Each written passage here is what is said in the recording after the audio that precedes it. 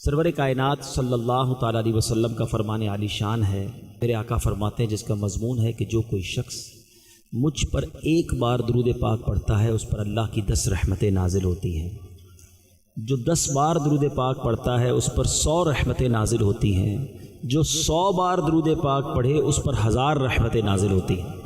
اور پھر آقا فرماتے ہیں جو 1000 مرتبہ درود پاک پڑھے زاحمت کتفہ کتفی علی باب الجنہ، نبی پاک فرماتے ہیں جنت کے دروازے پر اس کا کاندھا میرے کاندھے سے چھو رہا ہوگا، یعنی گویا پیارے آقا کے ساتھ جنت میں داخلہ اس خوش نصیب کو ملتا ہے جو روزانہ 1000 بار درود پاک پڑھ لے۔ ذرا سوچئے، دنیا کا دستور ہے کہ جتنی محنت زیادہ ہم کرتے ہیں اتنی آمدنی زیادہ ہوتی ہے، مگر اللہ کی رحمت کے انداز ہی نرالے ہیں، تھوڑا سا کام کریں اور بہت زیادہ برکتیں اور رحمتیں وہ عطا فرماتا ہے۔ جیسے درود پاک ہے، ایک درود پاک پڑھنے میں وقت ہی کتنا لگتا ہے، 10 رحمتیں اللہ کی آپ کے ساتھ ہو جائیں اور پھر 1000 بار درود پاک پڑھ لیں تو سبحان اللہ۔ تو میٹھے اسلامی بھائیوں، چلتے پھرتے اٹھتے بیٹھتے درود پاک اپنا معمول بنائیے۔ آپ سوچئے، ہم جب صبح گھر سے نکلتے ہیں گھر والوں کو یہ فکر ہوتی ہے کہ ہم خیر سے آفس پہنچ جائیں، جہاں جا رہے ہیں وہاں خیر سے پہنچ جائیں اور شام خیر سے واپس آئیں۔ ہماری بھی تمنا ہوتی ہے، اس وقت بھی ہم میں سے اکثر لوگ اپنے گھر سے باہر ہیں، لیکن دل کے کسی کونے میں یہ ضرور خواہش ہے کہ ہم رات کو جب بھی جائیں اپنے گھر خیر سے پہنچیں، اور ہم گھر پہ جائیں تو گھر والے بھی خیر سے ہوں، ہمیں گھر سے کوئی ان ایکسپیکٹڈ نیوز نہ ملے، ہمیں خطرے والی بات نہ ملے۔ ہم یہ چاہتے ہیں، روز چاہتے ہیں۔ تو اب یہ جو ہم چاہتے ہیں، اگر میرے اور آپ کے ساتھ اللہ کی رحمتیں رہیں، میں گھر سے نکلوں تو رحمتیں رہیں، میں کہیں بیٹھوں تو رحمتیں رہیں، میں واپس جاؤں تو راستے میں رحمتیں رہیں، تو پھر یہ سارے پرابلمز آسان ہو جائیں گے نا۔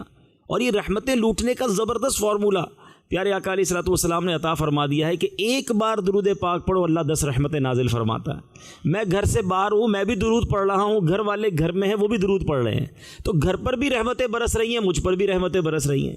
تو خدارا یہ سمجھیے اتنی ساری مشکلوں کا حل ہے۔ پیارے آقا علیہ الصلوۃ والسلام ایک اور جگہ ارشاد فرماتے ہیں جس کا مضمون ہے کہ جو شخص کسی مصیبت یا پریشانی میں ہو، جو مجھے دنیا میں جہاں سن رہا ہے، ہو سکتا ہے کہ کسی نہ کسی ڈیفیکلٹی میں، پریشانی میں، مصیبت میں آپ ہوں گے، تو کونین کے والی صلی اللہ تعالیٰ علیہ وسلم نے فرمایا جو کوئی شخص، حدیث کا مضمون ہے، کسی مصیبت میں ہو، پریشانی میں ہو، اسے چاہیے کہ وہ مجھ پر درود پڑھے، کیونکہ درود پاک جو ہے وہ مصیبتوں کو لے جاتا ہے، مصیبتیں ٹالنے کا یہ نسخہ ہے۔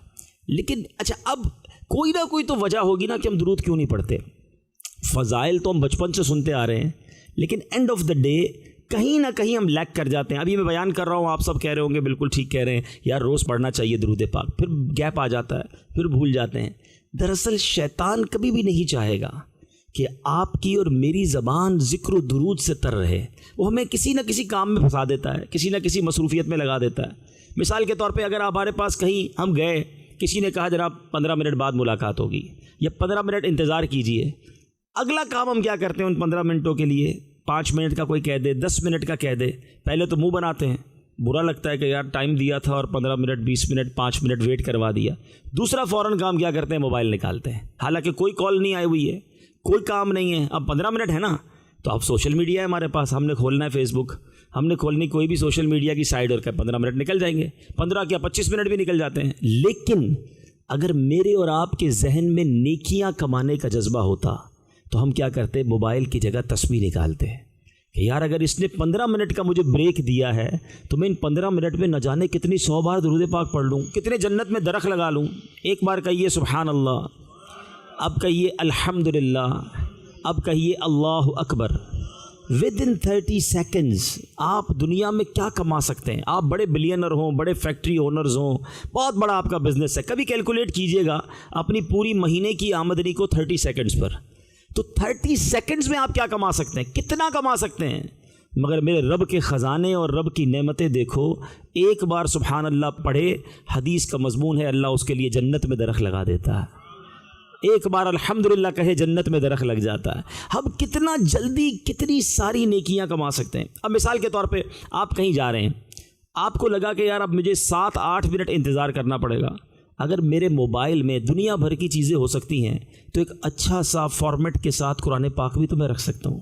7 منٹ کے اندر بندہ سورہ یاسین پڑھ لیتا ہے، 7-8 منٹس کے اندر آپ قرآن پاک کی وہ صورت پڑھ سکتے ہیں جس کے بارے میں نبی پاک فرماتے ہیں، حدیث کا مضمون ہے، جو ایک بار یاسین شریف پڑھے 10 قرآن پڑھنے کا ثواب ملتا ہے۔ آپ کو تو انتظار بور ہی نہیں کرے گا، آپ کو ٹریفک کا جیم کبھی بھی تکلیف نہیں دے گا، آپ اس ٹریفک جیم میں درود پڑھتے رہیں، اس ٹریول کے دوران آپ اللہ کا ذکر کرتے رہے۔ کسی نے آپ کو ویٹ کرنے کا کہا، آپ نے موبائل نکالنا ہے مگر سوشل میڈیا نہیں کھولنا، قرآن پاک کھول لینا ہے۔ سورہ واقعہ روزانہ رات پڑھنے والا وہ خوش نصیب ہے جو کبھی فاقے میں مبتلا نہیں ہوگا، کبھی محتاج نہیں ہوگا۔ 5 منٹ میں سورہ واقعہ پڑھی جا سکتی ہے۔ آج کل دنیا میں ایک تھیوری، آپ پڑھے لکھے لوگ ہیں، ٹریول کرتے ہیں، university on road, chunks of time کے اندر لوگ سیکھ رہے ہیں۔ کسی کو پتہ ہے مجھے روزانہ آدھا گھنٹہ آفس جانے میں لگ رہا ہے، آدھا گھنٹہ آنے میں لگ رہا ہے۔ وہاں نارملی لوگ ٹرام میں، ٹرین میں سفر کرتے ہیں، میٹرو میں سفر کرتے ہیں، وہ اس آدھے گھنٹے کو یوز کرتے ہیں۔ آپ دیکھیں دنیا میں جائے لوگ کتاب پڑھتے نظر آئیں گے آپ کو، بس کے اندر، ٹرین کے اندر، ایون ایئرپورٹ کی لائن کے اندر پڑھتے ہوئے نظر آئیں گے۔ اور کئی لوگ ایسے ہیں جنہوں نے اسی چنک آف ٹائمز کے اندر پڑھ کر ٹیسٹ دیے، ڈپلوما کیے، کئی انہوں نے کورسز کر لیے، مگر ہم اپنے ان تمام اوقات کو جو روز ہمیں ملتے ہیں ہم ضائع کرتے ہیں۔ کاش نیکیاں کمانے کا اگر ذہن بن جائے تو یہ مختصر جو وقت ہمیں روز ملتا ہے ہم اس میں ڈھیروں لاکھوں کروڑوں نیکیاں کما سکتے ہیں۔ آئیے محبت کے ساتھ ایک بار درود پاک پڑھ لیجئے، صلو علی الحبیب صلی اللہ تعالی علی محمد صلی اللہ علیہ وسلم۔ پیٹے اسلامی بھائیوں، آج جس عظیم ہستی کی بات میں نے کرنی ہے، one of the historical personality in the history of Islam, Islam کے اندر وہ شاندار کردار آپ کا رہا ہے۔ آپ وہ عظیم ہستی ہیں جو چوتھے ایمان لانے والے ہیں، 4تھ نمبر پر ایمان لانے والی ہستی، one of the billionaire of that time. اس زمانے میں اللہ نے بہت نوازا تھا، لیکن اللہ نے خزانہ بھی دیا، اللہ نے دل بھی عطا کیا، اللہ نے خزانہ بھی عطا کیا اور سخاوت کا دریا بھی عطا کیا۔ میری مراد وہ ہستی ہیں جو خلیفہ سوم ہیں، تیسرے خلیفہ حضرت سیدنا عثمان غنی رضی اللہ تعالیٰ عنہ۔ اتنی ملٹی ڈائمینشنل شخصیت ہیں، آپ کو اور مجھے بہت کچھ ان کی سیرت سے سیکھنے کو ملتا ہے۔ نارملی دنیا میں کیا ہوتا ہے، جو بزنس میں زیادہ انوالو ہوتا ہے وہ پھر دین سے زیادہ دور ہو جاتا ہے، جو زیادہ بڑا کاروبار کرتا ہے وہ اپنی فیملی کے لیے، اپنے دین کے لیے ٹائم نکالنا اس کے لیے مشکل ہو جاتا ہے۔ مگر آپ کا جو مائنڈ سیٹ تھا، آپ کا جو جذبہ تھا، وہ کمال کا جذبہ تھا۔ کس طرح اللہ سے تجارت کیا کرتے تھے، ایک بہت خوبصورت واقعہ سناتا ہوں کہ ایک بار حضرت سیدنا عبداللہ ابن عباس رضی اللہ تعالیٰ عنہما سے روایت ہے، حضرت سیدنا صدیق اکبر ابو بکر صدیق رضی اللہ تعالیٰ عنہ کا دور تھا، اور وہاں پر جو مدینہ شریف میں قحط کی کیفیت بن گئی، کھانے پینے کو لوگ پریشان ہو گئے۔ اب مدینے کے لوگ حضرت ابو بکر صدیق رضی اللہ تعالیٰ عنہ کے پاس گئے اور کہا کہ حضور قحط ہے، کھانے پینے کو تکلیف ہے، آپ کچھ ہمیں راستہ بتائیے۔ صدیق اکبر رضی اللہ تعالیٰ نے فرمایا کہ تمہیں کوئی تکلیف نہیں پہنچے گی یہاں تک کہ اللہ پاک تمہیں اس قحط سے نجات دلا دے گا۔ آپ نے تسلی دی لوگوں کو، لوگ گھروں کو چلے گئے۔ اب اگلا دن ہوا، ایک نیوز آئی مدینہ شریف کے بزنس کمیونٹی کے لوگوں کو کہ حضرت عثمان غنی رضی اللہ تعالیٰ عنہ کے 1000 اونٹ گلے کے، فوڈ اسٹف کے، وہ آ رہے ہیں۔ یعنی 1000، آج کے دور میں آسانی سے سمجھنا ہو تو 1000 کنٹینر آ رہے ہیں یا 1000 ٹرک بھر کر فوڈ اسٹف، غلہ آ رہا ہے، اناج آ رہا ہے، اس ٹائم پر کہ جب مدینہ شریف میں لوگ دانے دانے کو ترس رہے تھے۔ آپ مارکیٹ کے لوگ ہیں، جب ڈیمانڈ زیادہ ہو، سپلائی نہ ہو، تو اب جیسا پروفٹ چاہیے، جس دام میں بیچنا ہے، منوپلی ہے نا، اب تو اپنی مرضی سے بندہ کاروبار کرتا ہے۔ تو اب مدینے کے لوگ فوراً حضرت عثمان غنی رضی اللہ تعالیٰ کے گھر پہنچے، جو بزنس کمیونٹی تھی، کہ آپ سے خریدیں اور مدینے کے جو لوگ خریدنا چاہتے ہیں، جو کھانا پینا چاہتے ہیں، ان میں ہم پھر بیچیں گے۔ حضرت عثمان غنی رضی اللہ تعالیٰ کے گھر پہنچے اور کہا کہ حضور ہم نے سنا ہے کہ آپ کے گندم اور دیگر اشیاء کے 1000 اونٹ آ گئے ہیں۔ تو آپ نے فرمایا ہاں میرے پاس آ چکے ہیں۔ تو کہا ہمیں دیجیے، ہمیں آپ بیچیے تاکہ ہم مارکیٹ میں جا کے سیل کریں اور لوگ جس تکلیف میں ہیں، قحط میں ہیں، ان کا یہ پرابلم سالو ہو جائے۔ تو حضرت عثمان غنی رضی اللہ تعالیٰ نے فرمایا کہ ٹھیک ہے، اندر آ جاؤ۔ اب میں اپنی ایزمپشن کرتا ہوں کہ دنیا میں بھی کوئی بڑی ڈیل ہوتی ہے نا، تو ہم پھر ہمارے جو جن سے ڈیل کرنی ہوتی ہے ان کو ڈرائنگ روم میں بٹھاتے ہیں یا اپنے کسی آفس میں بٹھاتے ہیں، وہاں کانفرنس کرتے ہیں کہ بھائی اب بڑی ڈیل کرنی ہے۔ تو حضرت عثمان غنی نے بھی ان تاجروں کو کہا ٹھیک ہے اندر آ جاؤ، اور وہ تاجر آپ کے گھر میں بیٹھ گئے، آپ ایک روم میں تھے۔ تو حضرت عثمان غنی رضی اللہ تعالیٰ نے کہا کہ بتاؤ مجھے کیا نفع دو گے، 1000 اونٹ ہیں اور آج مارکیٹ میں اناج کہیں نہیں ہے، تو ان بزنس کمیونٹی کے لوگوں نے کہا کہ آپ ہم سے ایسا کریں 10 کے 12 لے لیں، 10 کے بدلے 12، 20% انہوں نے پروفٹ آفر کیا کہ آپ یہ سارا سامان ہمیں دے دیں۔ تو آپ نے فرمایا کہ نہیں مجھے تو اس سے زیادہ ملتا ہے۔ لوگوں نے کہا ٹھیک ہے آپ 10 کے 13 لے لیں۔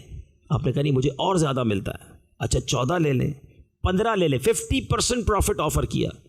حضرت عثمان غنی فرماتے نہیں مجھے اس سے بھی زیادہ مل رہا ہے۔ اب لوگوں نے کہا حضور ایک بات بتائیں، مدینہ منورہ میں جتنی بزنس کمیونٹی ہے ساری تو آپ کے گھر میں بیٹھی ہے، ہم سے زیادہ آفر کون دے رہا ہے آپ کو؟ ہم آپ کو 50% پروفٹ آفر کر رہے ہیں، 10 کا 15 دے رہے ہیں، آپ کو اور زیادہ آفر کون دے رہا ہے؟ آپ نے فرمایا مجھے 1 کا 10 مل رہا ہے اور وہ میرا رب دے رہا ہے۔ 1 کے بدلے مجھے 10 میرا رب دے رہا ہے، تم سارے گواہ ہو جاؤ۔ یہ 1000 کے 1000 غلے سے بھرے ہوئے اونٹ میں نے مسلمانوں پر صدقہ کر دیے ہیں، فری آف کاسٹ۔ حضرت عثمان غنی رضی اللہ تعالیٰ عنہ نے وہ سارا سامان مدینے میں تقسیم کیا، لوگوں نے کھایا۔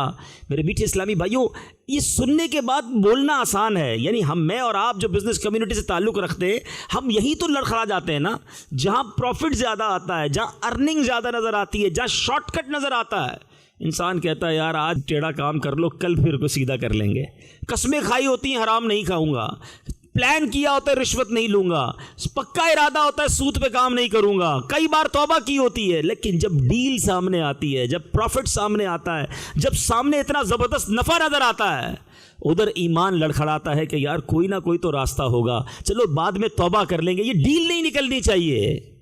اللہ اکبر، عثمان غنی رضی اللہ تعالیٰ کا ذہن دیکھیے، ان کا مائنڈ سیٹ دیکھیے۔ آپ فرماتے اللہ مجھے 1 کا 10 دے گا، جتنا چاہتے تھے اس وقت ریٹ لے سکتے تھے، مگر سیدنا عثمان غنی نے وہ سارا غلہ ڈسٹریبیوٹ کیا۔ اب سنیے اس کا نتیجہ، اس کا ثمرہ اور اس کا انعام کیا ملا، سبحان اللہ۔ اب جب حضرت عثمان غنی رضی اللہ تعالیٰ عنہ نے وہ سارا تقسیم کر دیا تو اب حضرت عبداللہ ابن عباس خود فرماتے ہیں میں جب رات کو سویا تو میں نے خواب میں رسول اکرم صلی اللہ تعالی علیہ وسلم کی زیارت کی۔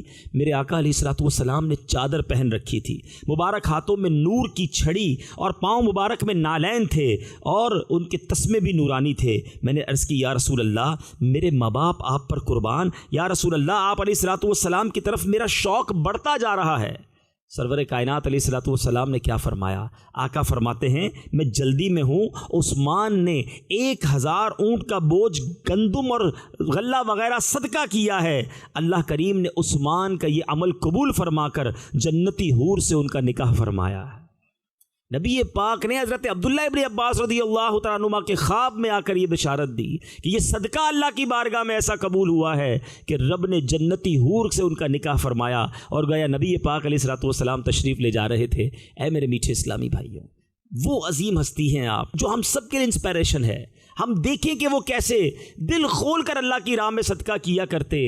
اور ایک بات ہمیشہ یاد رکھیے گا، آپ آج بھی ہسٹری اٹھا کے دیکھ لیجئے، جو لوگ چیریٹی کرتے ہیں آپ ان کو کنگال ہوتے نہیں دیکھیں گے، ان کا کاروبار، ان کا ویلتھ سب بڑھتا ہے جس انداز سے بھی جو چیریٹی کر رہا ہے۔ کچھ لوگ کھانا کھلا رہے ہیں، کچھ لوگ غریبوں کا علاج کر رہے ہیں، کچھ لوگ مدد کرتے ہیں لوگوں کی، جو جس نیکی کے کام میں خرچ کر رہا ہے آپ ان کے بارے میں غور سے دیکھیے، اللہ ان کو ترقی ہی دیتا ہے۔ حضرت عثمان غنی رضی اللہ تعالیٰ عنہ نے جس طرح نبی پاک علیہ الصلوۃ والسلام کا ہر موقع پہ ساتھ دیا۔ اب ذرا مختصر حضرت عثمان غنی کا تعارف سنیے۔ ہم ان کا نام تو سنتے ہیں مگر بہت ساری باتیں ان کے بارے میں نہیں پتہ۔ یاد رکھیے آپ کا نام عثمان ہے، آپ کی کنیت ابو عمرو ہے، امیر المومنین ذو النورین، 2 نور والا، یہ بھی آپ کا لقب، امیر المومنین بھی آپ کو کہا جاتا، کامل الحیاء والایمان، یعنی حیا اور ایمان میں کامل، جامع القرآن، قرآن جمع کرنے والے، سید الاسخیاء، سخیوں کے سردار، عثمان با حیا وغیرہ آپ کے مشہور القاب ہیں۔ اور سبحان اللہ آپ وہ ہستی ہیں کہ آپ کے تمام القابات میں سے سب سے زیادہ مشہور جو لقب ہوا وہ ذو النورین ہوا۔ ذو النورین یعنی 2 نور والا۔ بڑی مزے کی بات ہے کہ ساری دنیا میں، امریکہ، یورپ، افریقہ، عرب و عجم، آل اراؤنڈ دا ورلڈ، آپ کسی کو کہیں کہ ذو النورین کون ہے تو وہ فوراً کہے گا کہ حضرت عثمان غنی ہے۔ ذو النورین کا مطلب 2 نور والا۔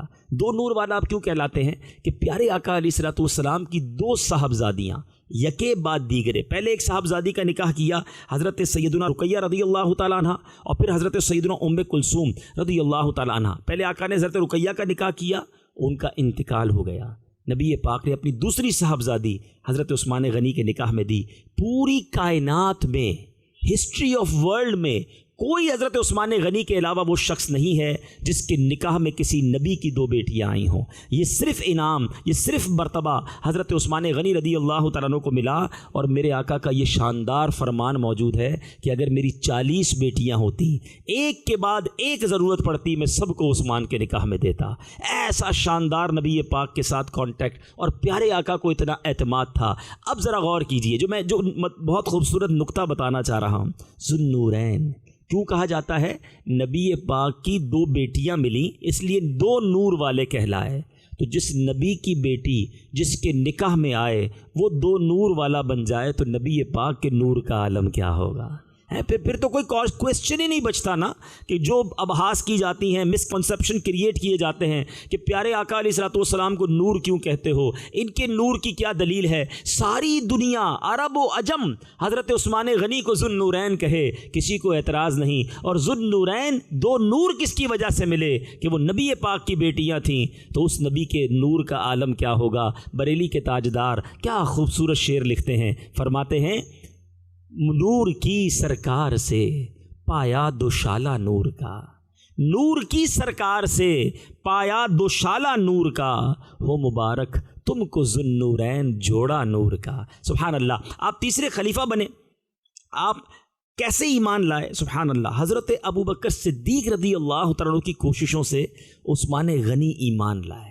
یعنی عثمان غنی کا یہ سارا جو نیکیوں کا کام ہے نا، اس کا صلہ جو ہے سیدنا ابوبکر صدیق رضی اللہ تعالیٰ عنہ کو بھی ملتا ہے، کیونکہ آپ کی کوششوں سے آپ ایمان لائے. آپ چوتھے مسلمان تھے. آپ خود فرماتے تھے کہ اسلام قبول کرنے والے 4 لوگوں میں چوتھا ہوں. حضرت عثمان غنی کو بروز جمعہ 35 ہجری ذوالحجہ کا مہینہ تھا، آپ کو شہید کیا گیا. حضرت سیدنا جبیر بن مطعم رضی اللہ تعالیٰ عنہ نے آپ کی نماز جنازہ پڑھائی اور آپ جنت البقیع میں سپرد خاک کیے گئے. میٹھے میٹھے اسلامی بھائیوں، حضرت عثمان غنی رضی اللہ تعالیٰ عنہ کا، جیسے کہ میں نے ایک واقعہ تو آپ کو سنایا کہ کس قدر سخاوت کا ذہن تھا. اس کے علاوہ آپ کے بہت سارے سخاوت کے واقعات ہیں، مگر 2 بار حضرت عثمان غنی وہ عظیم ہستی ہیں جنہوں نے 2 بار نبی پاک سے گویا جنت خریدی ہے. آپ سے براہ راست جنت کی بشارت سنی ہے، میرے آقا سے جنت گویا خریدی. ایک بڑا خوبصورت واقعہ ہے، آپ کو اللہ بار بار مدینے کی حاضری عطا فرمائے. بیر عثمان کے نام سے ایک بڑی خوبصورت زیارت ہے مدینہ پاک میں. آج کل کرنا تھوڑا سا مشکل ہے، پہلے تو الحمدللہ بڑی آسانی سے ہم وہاں جاتے تھے، اس کا پانی بھی پیتے تھے. وہ کیسا کنواں تھا، جب مسلمان ہجرت کر کے مدینے آئے پانی کی بڑی کمی تھی. ایک ہی کنواں تھا مدینہ شریف میں جس میں میٹھا پانی تھا، اور وہ ایک یہودی روما کی ملکیت تھا، اس کا نام تھا روما. تو پیارے آقا علیہ الصلوۃ والسلام نے ارشاد فرمایا کہ ہے کوئی جو بیر روما خرید کر مسلمانوں پر وقف کرے اور اس کو میں اس کے بدلے جنت کے کنویں کی بشارت دیتا ہوں، یعنی اس کے بدلے جنت میں کنواں ملے گا. تو حضرت عثمان غنی رضی اللہ تعالیٰ عنہ کا ایک بڑا شوق تھا نیکیاں کمانے کا. آپ اس یہودی کے پاس گئے. اب دیکھیں، آپ بھی بزنس مین ہیں، بڑی بڑی ڈیلیں کرتے ہیں. حضرت عثمان غنی کی فراست دیکھیں، آپ کا ٹیکنیک آف بزنس کتنا شاندار تھا. آپ اس یہودی کے پاس گئے، کہا یہ کنواں مجھے دے دو. تو اس نے کہا میں تو نہیں دے سکتا، کیونکہ میری روزی روٹی اس سے ہے. لوگ روز پانی خریدتے تھے، مسلمان بھی خریدتے تھے، غیر مسلم بھی خریدتے تھے، جانوروں کو بھی پلانا ہوتا تھا. تو آپ نے کہا اچھا ایک کام کرو. پہلے تو بڑی کوشش کی، نیگوشیٹ کیا کہ کسی طرح یہ پورا کنواں دے دے. آپ کو بشارت معلوم تھی کہ اس کے بدلے جنت ملنی ہے، وہ نہیں مانا. تو آپ نے کہا چلو ایک کام کرتے ہیں، آدھا آدھا کر لیتے ہیں، آدھا مجھے بیچ دو، آدھا تم رکھ لو. اس نے کہا یہ کیسے ہوگا؟ کہا ایک دن میں استعمال کروں گا، پانی میں نکالوں گا، ایک دن تم پانی نکالنا. اس کو سمجھ آئی کہ بزنس بھی چلتا رہے گا اور پیسے بھی مل جائیں گے. اس نے کہا ٹھیک ہے، آدھا آپ کا ہوا. اس نے کہا ٹھیک ہے، ایک دن ان کو جو کرنا کریں گے، دوسرے دن میں نے پانی بیچنا ہے. اس کو پتہ نہیں تھا حضرت عثمان غنی کا نیکسٹ سٹیپ کیا ہے. آپ نے کنواں خریدتے ہی اعلان کر دیا کہ جو میرا دن ہے اس دن جس کو بھی پانی بھرنا فری ہے، مسلمانوں کے لیے بھی فری ہے، سب کے لیے فری ہے. اب ایک دن فری پانی ملے تو دوسرے دن کون خریدنے آئے گا؟ وہ یہودی تو ہکا بکا رہ گیا. سارے لوگ اس دن آتے، سارے پانی بھر کے لے جاتے. دوسرے دن وہ ہاتھ پہ ہاتھ رکھ کے بیٹھا ہوتا کہ بھائی کوئی آ جائے پانی خریدنے. لوگ بالٹیاں زیادہ بھر لیتے، ایکسٹرا پانی بھر لیتے کہ ایک دن بعد پھر مل جانا ہے. اب یہ چلتا رہا معاملہ.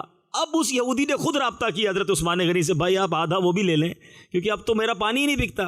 تو اب حضرت عثمان غنی نے اس نے جو مانگا ایک اور اس نے ڈیمانڈ کریٹ کی، آپ نے وہ بھی پوری کی اور کنواں خرید کر مسلمانوں کے لیے وقف کر دیا۔ اللہ اکبر، آج 1450 سال سے زیادہ وقت ہو چکا ہے، آج بھی وہ کنواں پانی دے رہا ہے، آج بھی اس سے باغ سیراب ہو رہے ہیں، آج بھی عثمان غنی کا صدقہ جاری ہے۔ اللہ اکبر، اللہ کے حبیب کی زبان سے سنا تھا کہ یہ کنواں خرید کر جو مسلمانوں کے لیے وقف کرے گا اللہ اس کے لیے جنت عطا فرمائے گا۔ نبی پاک نے کچھ اس طرح فرمایا کہ میں جنت میں کنویں کی ضمانت لیتا ہوں۔ حضرت عثمان غنی نے آگے جا کے اسے خریدا۔ ایک اور موقع تھا، دیکھیں وقت پر کام آنا اور دل کھول کر کام آنا حضرت عثمان غنی کی سیرت سے سیکھ رہا ہے۔ غزوہ تبوک پڑھیں، اسلام کو، ہسٹری آف اسلام کو جب آپ پڑھیں گے تو سب سے زیادہ جو مشکل غزوہ تھا، سب سے ڈیفیکلٹ ٹائم جو تھا کسی بھی جنگ میں، وہ غزوہ تبوک تھا۔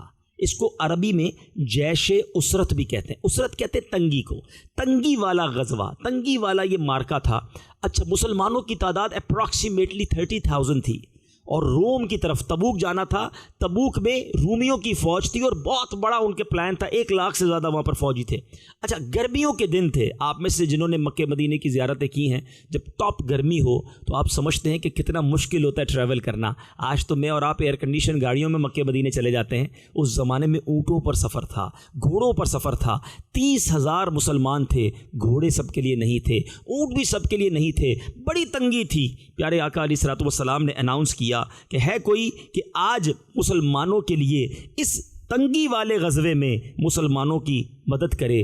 اب جناب صحابہ کرام نے اپنے اپنے طور پر اپنا سامان لائے۔ یہ وہی غزوہ ہے، میں اس واقعے کی طرف نہیں جاؤں گا جس میں حضرت عمر جو ہے وہ گھر کا آدھا سامان لائے تھے اور حضرت ابو بکر گھر کا ایک ایک سامان، ایک ایک چیز لے کر آ گئے تھے۔ اسی میں حضرت عثمان غنی نے کیسے جنت خریدی دیکھو۔ حضرت عثمان غنی رضی اللہ تعالیٰ عنہ پیارے آقا علیہ الصلوۃ والسلام ممبر پر بیٹھے مسلمانوں کو ترغیب دلا رہے تھے، کوئی ہے جو اللہ کی راہ میں خرچ کرے، مسلمانوں کی مدد کرے۔ اللہ کے حبیب علیہ الصلوۃ والسلام کا جب یہ فرمان آیا، حضرت عثمان غنی کھڑے ہوئے، عرض کرتے ہیں یا رسول اللہ 100 اونٹ میرے ذمے ہیں، 100 کیمل ود اس کی سارا لگیج جو ہے اس کے اوپر سامان وہ میرے ذمے ہیں۔ حضرت عثمان غنی بیٹھ گئے۔ نبی پاک نے پھر اعلان کیا اللہ کی راہ میں خرچ کرو، مسلمانوں کو ضرورت ہے۔ حضرت عثمان غنی کھڑے ہو جاتے ہیں، عرض کرتے ہیں یا رسول اللہ 200 اونٹ مبا ساز و سامان کے وہ میرے ذمے ہیں۔ اللہ کے حبیب بہت خوش ہوئے، حضرت عثمان غنی بیٹھ گئے۔ پیارے آقا نے پھر اناؤنسمنٹ کیا، اللہ اکبر، حضرت عثمان غنی پھر کھڑے ہو جاتے ہیں، عرض کرتے ہیں یا رسول اللہ 300 اونٹ بما سامان میں اپنے ذمے لیتا ہوں۔ پیارے آقا علیہ الصلوۃ والسلام ممبر سے تشریف لائے، آپ نے فرمایا آج کے بعد عثمان جو کرے اس سے کوئی پوچھ گچھ نہیں ہے، کوئی مواخذہ نہیں ہے۔ ایک بار پھر جنت کی بشارت نبی پاک نے عطا فرمائی۔ اب میں آپ سے سوال کرتا ہوں، حضرت عثمان غنی کا اناؤنسمنٹ کیا تھا؟ یہ بہت انٹرسٹنگ بات کرنے جا رہا ہوں۔ آخری اعلان کیا 300 اونٹ۔ ہم جیسا شخص ہو تو وہ کیا کہے گا کہ بھائی 300، پہلے 100 کا اعلان کیا، بڑھا کے 200 کر دیا، پھر بڑھا کے 300 کر دیا، تو اب 300 دینے ہیں؟ نہیں، جب حضرت عثمان غنی کو دینے کی باری آئی تو آپ نے کتنے اونٹ دیے؟ روایتوں میں لکھا ہے کہ حضرت عثمان غنی نے 950 اونٹ پیش کیے۔ 100 کے بعد 200 پلس کرے کتنے ہو گئے؟ 300۔ 300 کے بعد 300 کا اعلان کیا، 600 ہو گئے، مگر 600 نہیں دیے، 950 اونٹ دیے، 50 گھوڑے دیے، 1000 اشرفیہ پیش کی، بعد میں پھر 10,000 اشرفیہ پیش کی۔ اللہ اکبر، ذرا غور کیجئے جذبہ کیسا تھا، دل کیسا تھا۔ حضرت عثمان غنی اپنا خزانہ لٹاتے جاتے، اللہ ان کے خزانے میں برکت ڈالتا جاتا اور ان کا خزانہ بڑھتا گیا۔ لیکن میرے میٹھے اسلامی بھائیوں، یہاں ایک اور بات بھی ہے۔ نارملی جب کسی مسجد میں کسی علاقے میں ہم جاتے ہیں، کہیں کوئی کام ہوتا ہے، ہم اناؤنسمنٹ کر دیتے ہیں ٹھیک ہے بھائی میری طرف سے اتنے لے لینا۔ اس کے بعد وہ لوگ ہمیں ڈھونڈ رہے ہوتے ہیں کہ حضرت وہ اعلان کرنے والا کدھر گیا۔ حضرت عثمان غنی کی سیرت سے یہ بھی مدنی پھول سیکھنے کو ملتا ہے کہ اگر کبھی کہیں نیکی کے کام میں اعلان کر دیں تو خود بڑھ کر تو ان تک پہنچائے نا، کہ نہ کہ جناب پہلے آپ کی زبان سے کچھ کہلوانے کی بڑی محنت کرنی پڑی تو وہ تو آپ نے بڑی مشکل سے کہہ دیا، اس کے بعد اب وہ جو آپ نے اعلان کیا ہے اس کو وصول کرنے کے لیے اب بڑی محنت کرنی پڑ رہی ہے۔ یہ نہیں ہونا چاہیے۔ اللہ کی راہ میں جب نیت کرے، اچھا شیطان کیا چاہتا ہے؟ ہمیں بہت ساری نیتوں میں جو ڈسٹرب کرتا ہے نا، ڈسٹنس پیدا کرتا ہے، وہ شیطان ہوتا ہے۔ جس وقت آپ نے نیت کی واقعی آپ کا ارادہ ہوگا، لیکن وہ کہتے ہیں نا نیکی جلدی کرنی چاہیے۔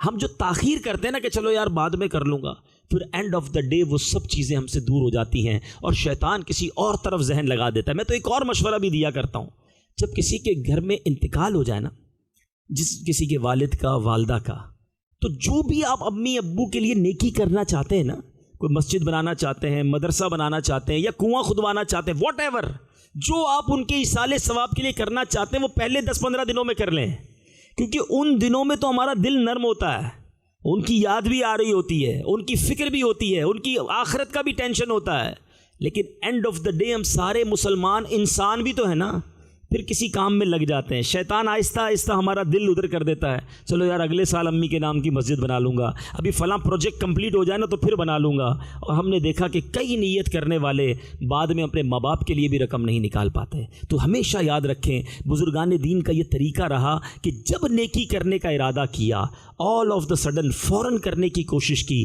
تاکہ ڈیلے نہ ہو اور کہیں شیطان جو ہے وہ ذہن تبدیل نہ کر دے۔ بہرحال حضرت عثمان غنی کی بات چل رہی ہے، آپ نے زندگی میں 2 بار جنت خریدی نبی پاک علیہ الصلوۃ والسلام سے۔ حضرت عثمان غنی رضی اللہ تعالیٰ عنہ کی سیرت کا ایک اور بہت خوبصورت پہلو یہ ہے، نارملی ایک اور ہمارے اندر غلطی یہ ہوتی ہے کہ ہم میں سے بہت سارے لوگ ماشاءاللہ اللہ کی راہ میں خرچ کرتے ہیں، لیکن خرچ کرنے کے بعد یہ سمجھتے ہیں کہ ٹھیک ہے یار میں نے اب مسجد میں چندہ تو دے دیا، اب اور کیا کروں، مطلب اپنے آپ کو ڈسٹنس کر لیتے ہیں، نیکی کے کام میں پریکٹیکلی شامل نہیں ہوتے۔ بھائی مسجد بنا دی نا، ٹھیک ہے مسجد آپ نے بنائی، نماز بھی آپ نے پڑھنی ہے نا، آپ نے مدرسہ بنا دیا، خود قرآن پڑھا کہ نہیں پڑھا؟ حضرت عثمان غنی نے بلینز آف روپیز اس زمانے کے خرچ بھی کیے، اور ہر غزوے میں ہر موقع پر فرنٹ لائن پر اسلام کی خدمت بھی کرتے رہے، نبی پاک علیہ الصلوۃ والسلام کا ساتھ بھی دیتے رہے۔ تو یہ بھی بات ان کی سیرت سے ہمیں سیکھنے کو ملتی ہے، سنت پر کیسا عمل تھا، سنت سے آپ کو کیسا پیار تھا کہ آپ کے بارے میں آتا ہے ایک دن حضرت عثمان غنی نے مسجد کے دروازے پر بیٹھ کر بکری کی دستی کا گوشت منگوایا اور کھایا، اور پھر بغیر تازہ وضو کیے آپ نے نماز ادا کی۔ تو کسی نے کہا کہ حضور یہ کچھ معمول تھوڑا سا عجیب سا تھا کہ مسجد کے دروازے پر بیٹھ کر آپ نے کھایا، پھر تازہ وضو بھی نہیں کیا اور آپ نماز پڑھنے چلے گئے۔ تو آپ نے فرمایا کہ بالکل اسی جگہ میرے آقا علیہ الصلوۃ والسلام بھی تشریف لائے، اور نبی پاک نے بھی یہیں بیٹھ کر بکری کی دستی کا گوشت کھایا، وضو تھا میرے آقا کا، تازہ وضو نہیں کیا، نماز ادا کی، مجھے اور کچھ نہیں پتا، میں کسی کی ادا کو ادا کر رہا ہوں۔ اسی طرح ایک بار حضرت عثمان غنی وضو کیا اور وضو کرنے کے بعد مسکرائے، تو کسی نے پوچھا کہ حضور آپ کیوں مسکرائے، کوئی ایسی بات تو نہیں ہے وضو کے بعد مسکرانے کی؟ آپ نے فرمایا مجھے اور کچھ نہیں پتا، ایک بار آقا کے ساتھ آیا تھا، آقا نے یہی وضو فرمایا تھا، وضو کے بعد مسکرائے تھے، میں اپنے نبی کی ادا کو ادا کر رہا ہوں۔ ذرا غور کیجئے، اتنی بڑی شخصیت ہیں مگر وہ سنتیں جس پر عمل کرنے کا حکم نہیں دیا نبی پاک علیہ الصلوۃ والسلام نے، بس راستہ ڈھونڈتے تھے کہ آقا کی کوئی ادا پسند آ جائے، آقا کی کوئی ادا نظر آ جائے اور میں اس کو اوبے کر لوں، اس کو جناب اپنی زندگی میں شامل کر لوں۔ مگر ہم تو ان سنتوں سے بھی دور رہتے ہیں، ان سنتوں پر بھی عمل نہیں کرتے جس کا براہ راست حکم دیا گیا ہے۔ ایک اور بڑی اہم بات میں سنتوں کے حوالے سے کرنا چاہتا ہوں، ماشاءاللہ ہم اجتماعات وغیرہ میں جاتے ہیں نا، تو بعض اوقات یہ عادت تو بن جاتی ہے کہ سیدھے ہاتھ سے کھانا سنت ہے، بیٹھ کر پانی پینا سنت ہے، اچھا جناب لباس میں یہ سنت ہے، کھانے میں یہ سنت ہے، چلنے میں یہ سنت ہے، بہت اچھی بات ہے، ہمارے ایٹیٹیوڈز کے اندر ہماری زندگی میں یہ سنتیں شامل ہو جائیں ہمارے سراپے میں، بہت اچھی بات ہے۔ لیکن کچھ اور سنتیں بھی ہیں نبی پاک کی، جھوٹ نہ بولنا بھی سنت ہے، کسی کو تکلیف نہ دینا بھی سنت ہے، اچھے اخلاق اپنانا بھی سنت ہے، کاروبار میں سچ بولنا بھی سنت ہے، اگر کوئی کاروبار کرے تو کسی کو دھوکہ نہ دیں یہ بھی سنت ہے، قرض لے تو وقت پر ادا کرنے یہ بھی سنت ہے۔ پتہ چلا چہرہ تو سنتوں والا بن گیا، کھانا پینا اور گفتگو میں تو سنتیں بہت ساری آ گئیں، لیکن کیا میرے کاروبار میں سنتیں ہیں؟ میری فیملی میں جو میری ڈیلنگز ہیں اس میں سنتیں ہیں؟ تو ہمیشہ یاد رکھیں میرے اور آپ کے کردار میں بھی سنتیں ہونی چاہیے۔ میں سیدھے ہاتھ سے کھاتا ہوں بہت اچھی بات ہے، مگر جو کھا رہا ہوں وہ حلال کھا رہا ہوں کہ نہیں؟ وہ حرام سے کما کر سنت کے مطابق بیٹھ کے تو نہیں کھا رہا، تو حلال کمائی بھی تو سنت ہے نا۔ کسی مسلمان کا دل دکھا رہا ہوں اور باقیوں کو سلام بھی کر رہا ہوں، اچھی بات ہے، سلام کرنا سنت ہے، لیکن کسی کا دل دکھانے کی تو اجازت نہیں، کسی کو ذلیل کرنے کی تو اجازت نہیں۔ تو اے کاش میں اور آپ اپنے کردار کے اندر بھی ان سنتوں کو ادا کرنے والے بن جائیں۔ بعض اوقات مذہبی لوگوں کو جو کرٹیسائز کیا جاتا ہے اس کی وجہ بھی یہ ہے کہ کچھ لوگ صرف ظاہری سنتوں کے عامل تو بن جاتے ہیں کہ ان کا لباس سنتوں والا ہو جاتا ہے، چہرے سے سنت نظر آ رہی ہوتی ہے، لیکن and of the day character کے اندر وہ سنت ہے کہ نہیں؟ تو ہم سب کو نبی پاک علیہ الصلوۃ والسلام کی سیرت پر اس طرح زندگی گزارنی ہے کہ کاش میرا چلنا پھرنا اٹھنا بیٹھنا زندگی کے تمام معاملات میں سرور کائنات علیہ الصلوۃ والسلام کی سیرت کو فالو کیا جائے۔ اب ذرا ایک اور اہم بات، حضرت عثمان غنی جیسا کہ آپ نے سنا کہ 2 بار جنت خریدی۔ میں اور آپ رمضان کے روزے رکھ لیں اور خاص طور پہ کوئی حج کر لے تو اس کے بعد تو پیر ہی زمین پہ نہیں رہ رہے ہوتے، نہیں لگتا بخشا بخشایا ہو گیا ہے، سارے گناہ معاف ہو گئے، اب تو ٹھیک ہے جو کرنا ہے کرو۔ ایک تو جو حج کر کے آئے ان کو ایک بات عرض کر دوں، حج کرنے سے پچھلے گناہ معاف ہوتے ہیں، اگلے گناہ کرنے کی کوئی پرمیشن نہیں مل جاتی ہے، پہلی بات تو یاد یہ رکھیں۔ اچھا، اب گناہ معاف ہوئے ہیں، لیتی دیتی معاف نہیں ہو گئی ہے۔ لوگ کہتے ہیں بھائی حقوق العباد، میں مزدلفہ گیا تو حقوق العباد معاف ہو گئے۔ حقوق العباد میں کیا معاف ہوا؟ مثال کے طور پہ آپ کو عرفات میں وقوف کیا، اس کے اللہ کے جو حقوق ہیں وہ معاف کر دیے گئے۔ تو اللہ کے حقوق میں اگر نماز نہیں پڑھی تو نماز نہ پڑھنے کا گناہ اللہ کی رحمت سے معاف ہو گیا، مگر جتنی نمازیں باقی ہیں وہ قضا کرنی ہوں گی۔ کوئی یہ نہ سمجھے کہ میں حج کر کے آ گیا تو پچھلی قضائے عمری کی بھی ضرورت نہیں ہے۔ رمضان کے جتنے روزے چھوڑے، وہ روزے چھوڑنے کا گناہ تو معاف اللہ کی رحمت سے امید ہو گیا، لیکن جتنے روزے باقی ہیں، یعنی آپ پر جو قرض ہے وہ آپ نے ادا کرنا ہے، یہ اللہ کا آپ کا قرض ہو گیا۔ بالکل اسی طرح اگر آپ نے مزدلفہ کے میدان میں اللہ سے معافی مانگی، اس کریم نے حقوق العباد کی معافی کی صورت بنا دی، تو اس کا مطلب یہ ہوا کہ اگر میں نے کسی کا قرضہ دینا تھا، ڈیلے کیا ہے، تنگ کیا ہے اس کو، تو وہ جو تنگ کرنا تھا، ڈیلے کرنے کا گناہ تو معاف ہو جائے گا، مگر وہ قرضہ معاف نہیں ہو گیا ہے، وہ رقم اسے دینی ہوگی۔ کسی کے ساتھ اگر ہم نے کوئی ایسی چیز ہے جس کا تاوان، جس کا لوٹانا ضروری ہے، وہ دینا ضروری ہوگا۔ لیکن جو میں بات سمجھانا چاہ رہا ہوں، مجھے اور آپ کو کسی نے جنت کی بشارت نہیں دی ہے، مگر اس کے باوجود کچھ لوگ اپنے آپ کو بہت نیک سمجھ رہے ہوتے ہیں، اپنے آپ کے بڑے فضائل بیان کر رہے ہوتے ہیں، میں نے اتنے حج کیے ہیں، اتنے عمرے کیے ہیں۔ عثمان غنی کو 2 بار جنت کی بشارت ملی، اور بیعت رضوان میں جو آپ کے ساتھ واقعہ ہوا، اللہ اکبر، صلح حدیبیہ کا موقع تھا۔ سنیے گا، حضرت عثمان غنی کا عشق رسول اور نبی پاک کا آپ پر اعتماد۔ حضرت عثمان غنی کو میڈیوکر کے طور پر، مذاکرات کرنے والے کے طور پر اللہ کے حبیب نے مکہ پاک بھیجا کہ جا کے نیگوشیشن کی جائے اور کسی طرح سارے مسلمانوں کو عمرے کی اجازت مل جائے، کیونکہ مسلمان احرام باندھ کر کم و بیش 1500 کی تعداد میں حدیبیہ پہ پہنچ چکے تھے۔ اور آج بھی اگر آپ حدیبیہ جائیں تو مکہ اور حدیبیہ آلموسٹ 1.5 گھنٹے کی ڈرائیو ہے، تو مدینہ شریف سے حدیبیہ تک پہنچ گئے۔ مکے والوں نے کہا ہم داخل نہیں ہونے دیں گے، سب نے احرام پہنا ہوا تھا۔ اللہ کے حبیب علیہ الصلوۃ والسلام نے حضرت عثمان غنی کو بھیجا، آپ نے وہاں نیگوشیشنز کرنی تھی، مذاکرات کرنے تھے۔ اہل مکہ نے کہا ہم مسلمانوں کو، باقیوں کو تو عمرہ نہیں کرنے دیں گے، ان کو تو طواف نہیں کرنے دیں گے، ہاں آپ آ گئے مکے میں، آپ کو طواف کرنا ہے تو طواف کر لیں۔ ادھر مسلمان جو انتظار کر رہے تھے، صحابہ آپس میں بات کرنے لگے کہ حضرت عثمان غنی نے تو طواف کر لیا ہوگا، ان کو موقع مل گیا، انہوں نے طواف کر لیا ہوگا۔ اللہ کے حبیب علیہ الصلوۃ والسلام فرماتے ہیں کہ مجھے یقین ہے کہ عثمان نے میرے بغیر طواف نہیں کیا ہوگا۔ حضرت عثمان غنی کچھ دن وہاں رہے مکے میں، واپس آئے، کسی نے پوچھا کہ کیا آپ نے طواف کر لیا؟ آپ نے کہا اگر مجھے 1 سال بھی مکے میں رہنا پڑتا تو اپنے نبی سے پہلے میں طواف نہ کرتا۔ اب یہاں ایک بات بہت باریک ہے، کچھ لوگ بڑے کوسچن مارک کریٹ کرتے ہیں کہ یہ کہاں لکھا ہے؟ آپ یہ مدینے کے ساتھ اتنا ادب کرتے ہیں اور اتنا مدینے کی خاک کا ادب کرتے ہیں، اور جناب اس ہاتھ باندھ کر حاضری، یہ کون سی کتاب میں لکھا ہے؟ مجھے بتائیے، حضرت عثمان غنی نے طواف نہ کیا، یہ کون سی کتاب میں لکھا تھا؟ اللہ کا گھر سامنے تھا، احرام پہن کر گئے تھے، طواف کرنا ضروری تھا۔ یہ عشق کے فیصلے جو ہے نا، یہ عقل سے نہیں ہوتے، یہ دل سے ہوتے ہیں، اور دل والوں کو ہی سمجھ آتے ہیں۔ عقل کو تنقید سے فرصت کہاں، عشق پر اعمال کی بنیاد رکھ۔ حضرت عثمان غنی کا یہ طرز عمل بتا رہا ہے کہ جو عشق کے فیصلے ہوتے ہیں وہ کچھ نرالے ہوتے ہیں۔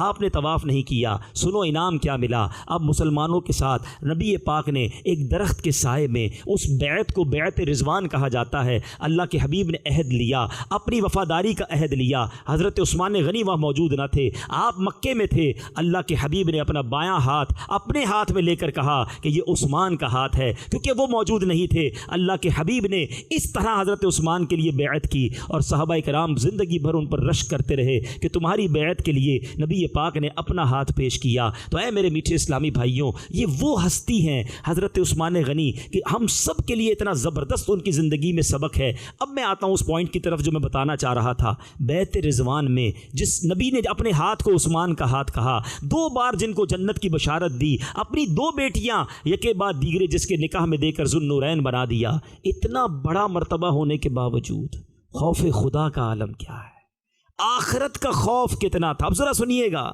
نارملی تو بندہ سیٹسفائی ہو جاتا ہے نا کہ بھائی جنت کی بشارت مل گئی ہے، اب تو جنت میں داخلہ یقینی ہے، اب میں کس بات کا خوف کروں. نہیں میرے میٹھے اسلامی بھائیوں، ایسا خوف تھا کہ آپ کے بارے میں آتا ہے کہ جب آپ قبرستان جاتے یا آپ کے سامنے قبر کا ذکر ہوتا، آپ زارو کتار روتے.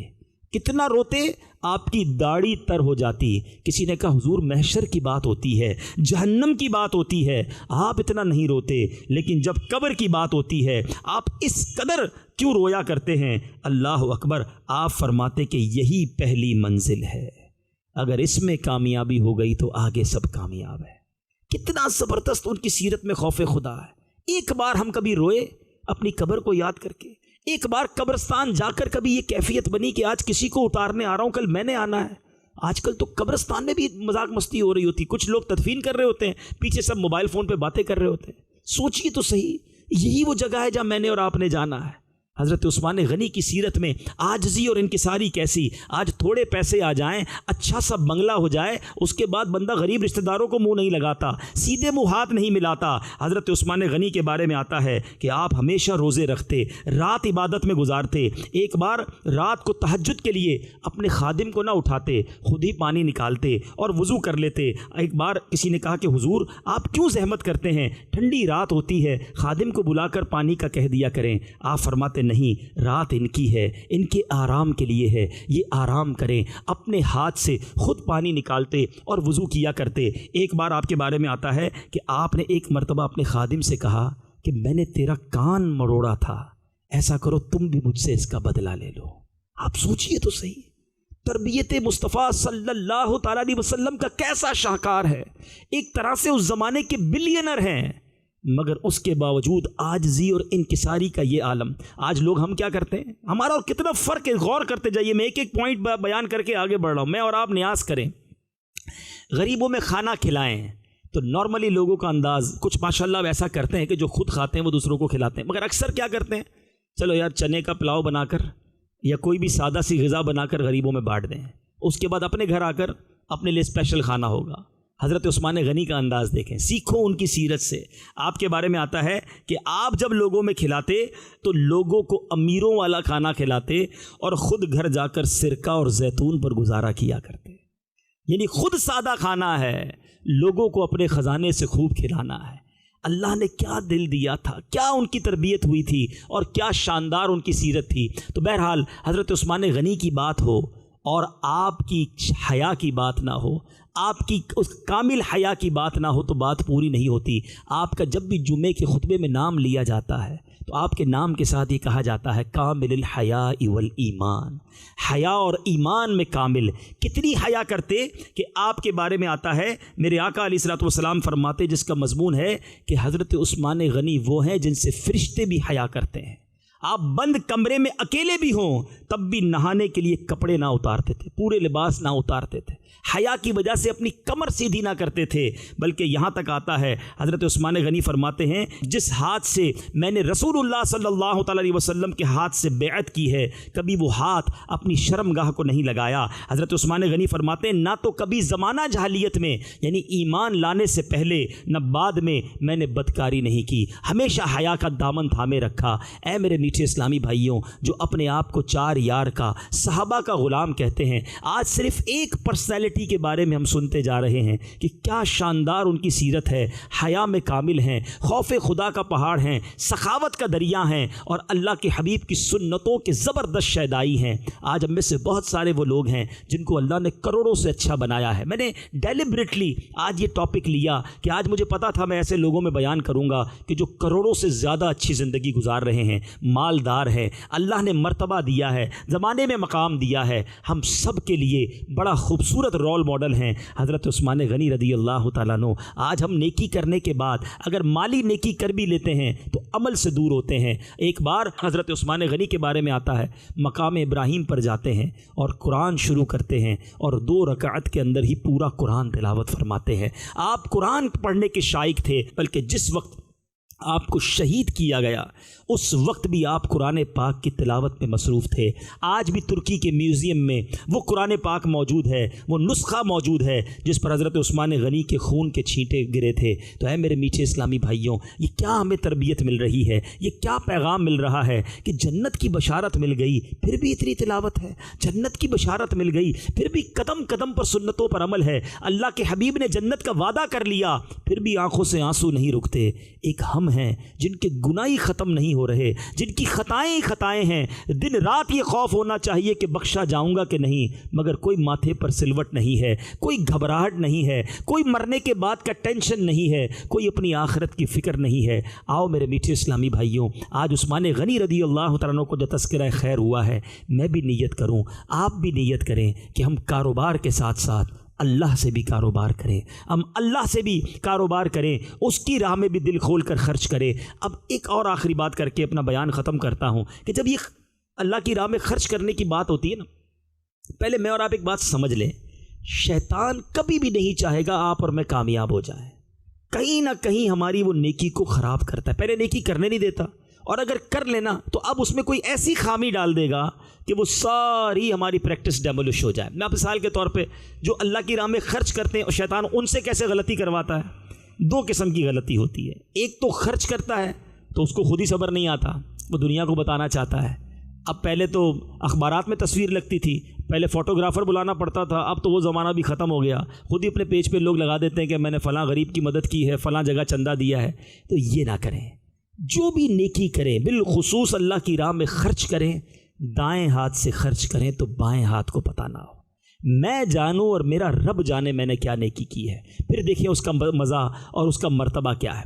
ایک تو یہ غلطی کر کے ہم اپنی نیکی ضائع کرتے ہیں، اور دوسری غلطی کیا ہوتی ہے کہ بعض اوقات انسان جتاتا ہے، یہ بہت شدید گناہ ہے۔ قرآن کہتا ہے یا ایھا الذین آمنوا لا تبطلوا صدقاتکم بالمن والاذی، اے ایمان والو اپنے صدقے ضائع نہ کرو احسان جتا کر اور تکلیف پہنچا کر۔ تو اب کیا کرتے ہیں لوگ، کسی غریب اپنے رشتہ دار کی بچی کی شادی کرا دی، کسی کو گھر دلا دیا، کسی کو نوکری دلا دی، کسی کو لون دلایا، اب اس سے بار بار کہیں گے یاد ہے نا تیرے بچی کی شادی کرائی تھی، بھولا تو نہیں ہے تجھے گھر میں نے دلایا تھا، وہ میرا احسان یاد ہے نا جب تو اسکوٹر پہ بیٹھ کے آیا تھا، آج گاڑی والا ہو گیا ہے، اتنی بڑی تیری فیکٹری لگ گئی ہے، وہ یاد ہے کہ پہلی لاٹ میں نے ہی دی تھی، پہلی مدد میں نے ہی کی تھی۔ آپ خود سوچیں یہ کیا کر رہے ہیں ہم، یہ وہ جو نیکی تھی وہ تو گئی، اس کو جو تکلیف پہنچائی، جو اس کو ذلیل کیا، یہ تو اور بڑا گناہ ہو گیا نا۔ اللہ نے مجھے اور آپ کو جو دیا ہے وہ رب نے دیا ہے، اگر کسی کی مدد کر دی تو کوئی کمال نہیں کیا، بلکہ کسی کی مدد کر کے بھی اللہ کی بارگاہ میں شکر ادا کرو کہ یا اللہ تیری مہربانی، دینے والا بنایا ہے، مانگنے والا نہیں بنایا۔ جب آپ کسی کو زکوٰۃ دیں نا، کسی کو صدقہ دیں، کسی کو مدد کریں تو آنکھوں میں آنسو آنے چاہیے کہ مالک تیری مہربانی، تو نے مجھے ایسا بنایا کہ آج تیرا بندہ میرے پاس آیا اور میں نے اس کی مدد کی، میں بھی اس کی جگہ ہو سکتا تھا، آج میں بھی اپنے بچے کے علاج کے لیے کسی کے گھر پہ کھڑا ہو سکتا تھا کہ بچہ ہاسپٹل میں ہے، بل دینے کے لیے پیسے نہیں ہیں، لیکن آپ کو اور مجھے اللہ نے ان مصیبتوں سے نکالا ہوا ہے، لیکن آج میں نے اگر کسی کے ہاسپٹل کا بل ادا کیا، آج میں نے اگر کسی کے بچے کی شادی کروائی تو جتاؤں گا، اس کا دل دکھاؤں گا، اس کو تکلیف پہنچاؤں گا۔ ایسا نہ کریں، اپنی جگہ رکھ کر سوچیں کہ اگر کوئی آپ کی مدد کرے اور پھر 4 آدمیوں کے سامنے لوگوں کو کہے کہ میں نے اس کی مدد کی ہے تو دل کرچی کرچی نہیں ہو جائے گا؟ ہمارے اسلاف، ہماری امہات المومنین کا طرز عمل دیکھو کیسا ان کا جذبہ تھا۔ حضرت ام المومنین بی بی عائشہ اور ام سلمہ رضی اللہ تعالیٰ عنہما کے بارے میں آتا ہے، آج وہ اپنے کسی غلام کو رقم دیتی نا کہ جاؤ اس کو کسی غریب کو دے آؤ، تو وہ غلام رقم لے کے جاتا تو آپ فرماتی دیکھو اس رقم کے بدلے دعا نہ کروانا، اور اگر وہ کوئی دعا کر دینا تو وہ دعا یاد کر کے آنا۔ اب مثال کے طور پہ غلام جاتا کسی فقیر کی مدد کرتا تو وہ فقیر دعا دیتا اللہ آپ کی مال میں برکت دے، اللہ آپ کو فلاں برکت دے، تو وہ آ کر بتاتے ہم نے پیسے دیے تو اس فقیر نے یہ 3 دعائیں کی، حضرت ام سلمہ ہاتھ اٹھاتی وہی 3 دعائیں اس فقیر کے حق میں کرتی، فرماتی دعا کا بدلہ دعا ہو جائے، صدقے کا ثواب اللہ سے لیں گے۔ یہ مائنڈ سیٹ تھا۔ اچھا ہم کچھ ڈیلیبریٹلی اور کچھ انڈیلیبریٹلی بے وقوفی کی وجہ سے، علم نہ ہونے کی وجہ سے لوگوں سے امید رکھتے ہیں۔ مثال کے طور پہ کسی کو گھر دلایا، اب دل میں تمنا ہے کہ یار اپنے گھر پہ دعوت بھی نہیں دی، کیوں دعوت؟ آپ کے دل میں تمنا کیوں جاگ رہی ہے کہ میں نے گھر دلایا، آپ گھر میں بھی نہیں بلائے گا؟ اچھا میرے سامنے سے گزرا، سلام بھی نہیں کیا، آپ اپنے دل سے پوچھیں آپ یہ کیوں چاہ رہے ہیں کہ میں نے کسی کی مدد کی تو اب وہ جب بھی زندگی میں میرے سامنے سے گزرے مجھے سلام کرتا جائے. یہ بدلہ نہیں ہے؟ اسی طرح آپ کسی کو عمرے پر بھیج دیا, کسی کو حج پر بھیجا, آپ کیا کہتے ہیں؟ دیکھو بھائی ہر چکر پہ میرا نام لینا ہے تم نے, کعبے کو پہلی نظر میں دیکھ کر میرے لیے دعا کرنے, میرا سلام دینا, بلکہ گنبد کے سامنے سے فون بھی کرنا, مجھے ڈیوٹی لگا دی نا آپ نے, عمرے کے پیسے جو دیے ہیں آپ نے. خود اپنے دل سے پوچھ لیں, یہ کوئی بدلہ نہیں ہو رہا؟ آپ نہ بھی کہیں اس کو دعا کے لیے, کسی کو بھیجا ہے, اس کے ہر قدم پر آپ کو نیکی ملنی ہے, اس کے ہر عمل پر آپ کو نیکی ملنی ہے. لیکن ہم ایکسپیکٹ کرتے ہیں لوگوں سے کہ جو میں نے کیا ہے مجھے اس کا صلہ ملے. اب آپ طے کر لیں بندوں سے لینا ہے یا رب سے لینا ہے. اللہ سے لینے کی امید رکھیں, لوگوں سے امید نہ رکھیں. دل کھول کر مسلمانوں کی مدد کریں, اللہ آپ کے مال میں اور برکت ڈال دے گا. مگر پھر جتائیں نہ, پھر بتائیں نہ, پھر امید نہ رکھیں, چھوڑ دیں رب پر. پھر وہ کریم دیکھیں کیسے آپ کو نوازتا ہے, کیسے آپ کو برکتیں ملتی ہیں. تو بہرحال آج کے اس مختصر سے بیان میں بھی نیت کروں اور آپ بھی نیت کریں, اللہ ہمیں حضرت عثمان غنی کی سخاوت کا ذرہ عطا فرمائے. لوگ یہ دعا بہت کرتے ہیں, اللہ عثمان غنی کے خزانے میں سے عطا فرمائے. او بھائی خزانہ تو بہت سو کو ملا, سخاوت مانگو, دل مانگو, اس جیسا بانٹنا مانگو. تم سخاوت مانگو گے خزانہ خود ہی رب عطا فرمائے گا نا. سخی کے پاس مال ہوگا تو بانٹے گا نا. اللہ تعالیٰ مجھے اور آپ کو حضرت عثمان غنی کی سخاوت کا حصہ عطا فرمائے, ان کے خوف خدا کا حصہ عطا فرمائے, ان کے عشق رسول کا ذرہ عطا فرمائے, ان کا ذوق تلاوت کا ہمیں ذوق عطا فرمائے. یہ وہ عظیم ہستی ہیں جو آج بھی نبی پاک کے قدموں میں جنت البقیع میں موجود ہیں. اور اللہ سے آخر میں ایک اور دعا کرتے ہیں, یا اللہ قیامت کے دن حضرت عثمان غنی کا دیدار نصیب کرنا, اور جنت میں جو اس عظیم ہستی کو مقام ملے, اے کریم ہمیں بھی ان عظیم ہستیوں کا پڑوس نصیب فرما.